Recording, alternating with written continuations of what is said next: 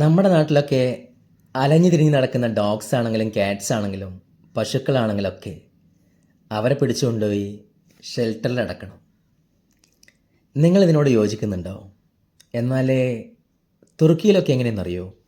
Railway station, metro station, airport, public places, എവിടെയാണെങ്കിലും ക്യാറ്റ്സിനെയും ഡോഗ്സിനെയൊക്കെ ലക്ഷക്കണക്കിന് ക്യാറ്റ്സും ഡോഗ്സും എത്ര സ്നേഹത്തോടെ അവിടുത്തെ ആളുകൾ പെരുമാറുന്നത്. ഈവൻ ഷോപ്പിനകത്ത് പോലും ക്യാറ്റ്സ് ഉണ്ടെങ്കിൽ അവരൊന്നും ചെയ്യില്ല. അവർ ഭക്ഷണം കൊടുക്കും, വെള്ളം കൊടുക്കും, അതിനപ്പുറത്ത് ചേർത്ത് പിടിക്കും, നല്ലോണം സ്നേഹം കൊടുക്കും. ഈ ഒരു നിയമം ഇന്ത്യയിൽ വന്നാൽ എങ്ങനെ ഉണ്ടാവും?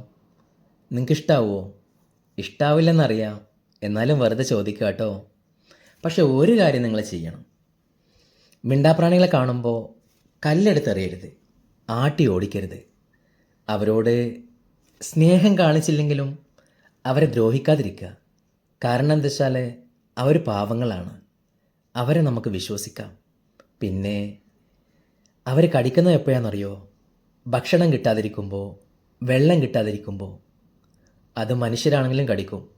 ഒരുപാട് ദിവസം പട്ടിണി കിടക്കുമ്പോഴേ അതിൻ്റെ ബുദ്ധിമുട്ട് മനസ്സിലാവും.